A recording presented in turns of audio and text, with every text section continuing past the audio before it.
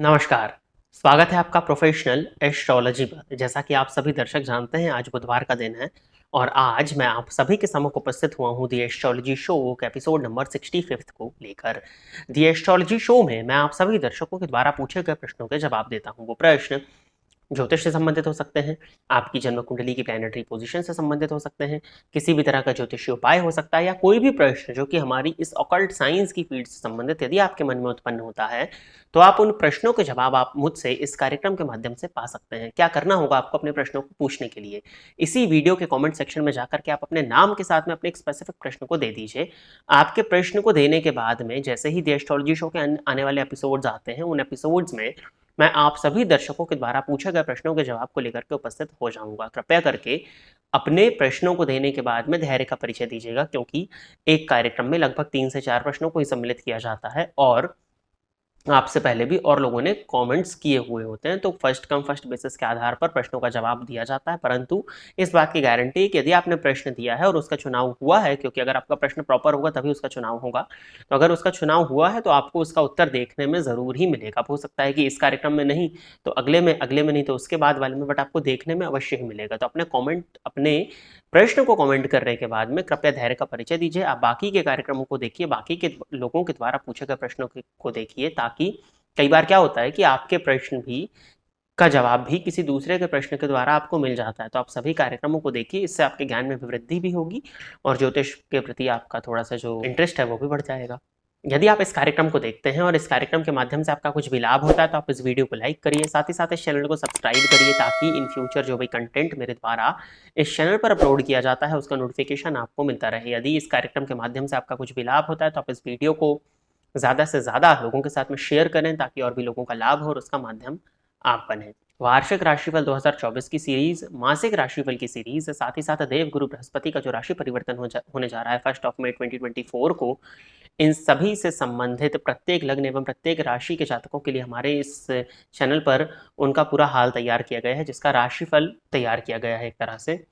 इन सभी प्लेलिस्ट का लिंक आपको इस वीडियो के डिस्क्रिप्शन बॉक्स में दिया हुआ है, साथ ही साथ एक एक करके आपको आई कार्ड में भी इन प्लेलिस्ट का लिंक देखने में मिलेगा। तो जाकर के इस कार्यक्रम को देखने के बाद में अवश्य ही उन प्लेलिस्ट को चेक कर लीजिएगा, ताकि आप जान सकते हैं कि आपका वर्ष कैसा जाने वाला है, गुरु का राशि परिवर्तन आपके लिए क्या लेकर के आ रहा है, और ये मंथ आपके लिए, जैसा भी मे मंथ आ रहा है तो मे मंथ आपका कैसा जाने वाला है। इन सभी से संबंधित वीडियोज वहाँ दिए हुए हैं और क्या उपाय आपको करने चाहिए, जिन उपायों को करके आप अपने इस आने वाले मंथ को, गुरु के गोचर परिवर्तन को, पूरे वर्ष को श्रेष्ठ बना सकते। तो जाकर के अवश्य ही इन वीडियोस को चेक कर लीजिएगा। अब हम बिना विलंब किए अपने आज के इस कार्यक्रम की शुरुआत करते हैं और आज के इस कार्यक्रम का जो पहला प्रश्न है ये मनीष पटेल जी का है। इन्होंने लिखा है कि मेष लग्न में गुरु 10th हाउस में 24 डिग्री है, ठीक है, नीच राशि में है, कहने का मतलब शनि 8th हाउस से दृष्टि कर रहे हैं और D9 चार्ट में 3rd हाउस में शुक्र गुरु की युति है, तो पुखराज पहन सकते हैं।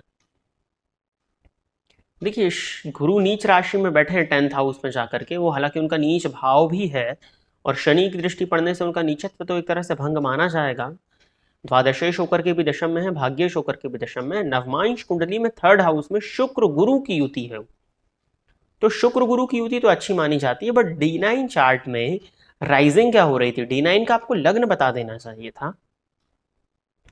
अब D9 का लग्न नहीं पता है ना, तो 3rd हाउस में राशि कौन सी आ रही है ये भी नहीं बता सकते। तो नवमांश में गुरु किस राशि में बैठे हैं ये जब तक आइडिया नहीं होगा आपको रत्न के लिए नहीं बताया जा सकता। नीच राशि में गुरु बैठे भी हैं तो बाकी जन्म कुंडली को प्रॉपरली पहले देखना होता है, उसके बाद में ही रत्न। देखिए क्या होता है ना, नीच राशि में जब कोई ग्रह बैठता है तो उसको कमजोर नहीं कहते हैं हम, वो कहीं ना कहीं, अब जैसे देव गुरु बृहस्पति हैं तो आपके धर्म के मार्ग में बाधाओं को उत्पन्न करने वाले होंगे। कहीं ना कहीं भाग्य भाव के स्वामी है ना और धर्म के कारक भी हैं, तो कहीं ना कहीं भाग्य का साथ तो आपको मिल जाएगा, लेकिन धर्म के मार्ग में बाधा उत्पन्न करेंगे। भक्ति में जो मन लगना चाहिए वो नहीं मिलेगा, श्रेष्ठ गुरु की प्राप्ति नहीं हो पाएगी। तो ये कुछ परेशानियां देखने में मिलती हैं। हालांकि 24 अंश पर है, 4-5 डिग्री के बाद में तो वैसे भी नीचत्व उनका समाप्त हो जाता है, नीच भंग भी हो रहा है यहाँ पर, लेकिन नवमांश में उनकी स्थिति पता नहीं है। तो एक बार आप जन्म कुंडली का प्रॉपरली अध्ययन कराएं, तभी आप रत्न में इन्वेस्ट करिए। रत्न पहनने से पहले जन्म कुंडली को प्रॉपरली दिखवा लेना चाहिए। 2-3 लाइन के प्रश्न के आधार पर अगर आप रत्न पहनते हैं और उस रत्न का यदि आपको नुकसान हो जाता है, तो उससे अच्छा है कि आप एक बार जन्म कुंडली का अपनी अध्ययन कराएं, वो आपके लिए कहीं ज्यादा प्रॉफिटेबल होगा। तो पहले जन्म कुंडली का अध्ययन कराएं, उसके बाद में पुखराज पहनने पर आप विचार करें।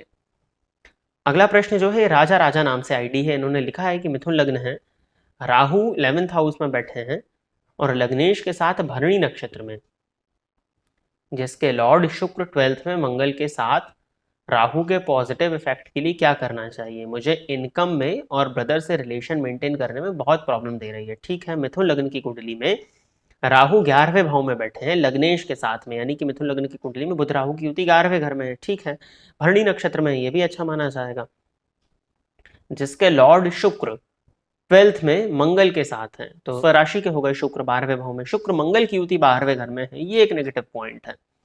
राहु के पॉजिटिव इफेक्ट के लिए क्या करना चाहिए? देखिए, अब लग्नेश और राहु अधिष्ठित राशि के स्वामी मंगल जाकर के 12वें स्थान में बैठे हुए हैं, तो ये थोड़ी सी परेशानी हो गई है। राहु के पॉजिटिव इफेक्ट के लिए आपको गणेश जी की आराधना करनी चाहिए। ब्रदर से रिलेशन मेंटेन करने में तो प्रॉब्लम रहेगी, ब्रदर से रिलेशन आपके अच्छे अब नहीं हो पाएंगे, क्योंकि बुध राहु की युति बन चुकी है यहाँ पर, तो ब्रदर से रिलेशन तो बहुत अच्छे नहीं दिखा रहा है। मंगल भी 12वें बैठे हैं, उसके लिए आप कुछ नहीं कर सकते, उनका सम्मान करिए बस, और कहीं ना कहीं मन में उनका आदर करिए, आंख बंद करके उनको इमेजिन करके उनका आदर करते हो आप। इमेजिन करें, अगर सामने नहीं कर पा रहे हैं तो उनका आदर करना कहीं ना कहीं आपके लिए अच्छा होगा, बड़े भाई का सम्मान करना आपके लिए अच्छा होगा। गुरु के उपाय करिए, गुरुवार के दिन मंदिर में जाकर के दर्शन किया करिए, गुरुवार के दिन ब्राह्मण का आशीर्वाद लीजिए, गुरुवार का व्रत करिए। इससे कहीं ना कहीं आपके ब्रदर के साथ में जो रिलेशंस हैं वो खराब तो रहेंगे, क्योंकि पिक्चर तो क्लिक हो ही गई है ना आपकी, तो फोटो आपकी कुंडली की, तो वो तो एज इट इज रहेगी, लेकिन जो परेशानी इतनी बड़ी हो रही है उसमें काफी हद तक कमी आपको देखने में मिल जाएगी। रही बात इनकम के लिए, इनकम के लिए कुछ नहीं करना है। लग्नेश 11वें भाव में बैठे हैं, आपको धन कमाने के लिए प्रेरित करेंगे। लाभ भाव में राहु है, धन का आगमन होगा, कहीं कोई दिक्कत इसमें नहीं है। धन का संचय नहीं हो पाएगा, धन को खुले हाथों से व्यय करिए। धन को बहुत ज्यादा संजो करके रखेंगे तो धन आगमन नहीं हो पाएगा। धन व्यय करने से आपका धन लाभ ज्यादा अच्छा होता है, वो मुझे दिखाई देता है। बाकी गणेश जी की पूजा करिए और गुरु के उपाय जो मैंने आपको बताया उनको करिए। अगला प्रश्न जो है ये सौरभ पाटिल जी का है। इन्होंने लिखा है कि मेरा तुला लग्न है और कुंभ राशि है। बढ़िया है ये तो, क्योंकि वायु तत्व का लग्न है, वायु तत्व की राशि है। लग्नेश शुक्र प्लस राहु की युति कर्क राशि दशम भाव में है, क्या फल होगा इस युति का? देखिए, राहु का तो 10th हाउस में जाना अच्छा है, अति विशिष्ट कारक होते हैं यहाँ पर। चंद्रमा भी पंचम में बैठे हैं तो राहु का फल तो अच्छा आएगा, परंतु शुक्र का लग्नेश का दशम में जाना अच्छा है। लग्नेश यदि दशम स्थान में हो तो व्यक्ति को कर्मठ बनाते हैं, और कर्म के सहारे ही व्यक्ति अपने जीवन काल में सभी तरह की सुख सुविधाओं का भोग कर लेता है या उनको पा लेने वाला होता है, तो ये तो अच्छा है। परंतु शुक्र का 10th में जाना अच्छा नहीं है। रीजन, वो दिग्बल से डायरेक्ट अपोजिट, दिग्बल से पूरी तरह से अपोजिट डायरेक्शन में होता है, तब शुक्र के जो कारकत्व हैं उनको लेकर के बड़ा कंफ्यूजन हो जाएगा, डायरेक्शन नहीं मिलेगी। जॉब करते हैं तो फीमेल बॉस के साथ में रिलेशंस खराब होंगे, अब वो आपके लग्नेश भी हैं, तो लाइफ का जो पाथ है वो कहीं ना कहीं डायरेक्शन लेस आपको फील होगा, कंफ्यूजन क्रिएट होंगे आपके मन में। इसके लिए आपको क्या करना चाहिए कि दुर्गा चालीसा का पाठ, श्री सूक्त का पाठ और सिद्ध कुंजिका स्तोत्र का पाठ, इन तीनों ही चीजों का पाठ आपको नित्य करना चाहिए। शुक्रवार से प्रारंभ करके आपको काफी हद तक लाभ देखने में मिल जाएगा। और अगर आपके पास में समय होता है तो कवच, अर्गला और कीलक का भी यदि आप पाठ करेंगे तो आपको काफी हद तक लाभ देखने में मिलेगा, तो इस उपाय को करिए। आगे बढ़ते हैं। अगला प्रश्न जो है ये अरिजीत तिवारी जी का है। इन्होंने लिखा है कि सर, ग्रह को शांत करने से मीन्स ग्रह का अच्छा रिजल्ट मिलने लगता है।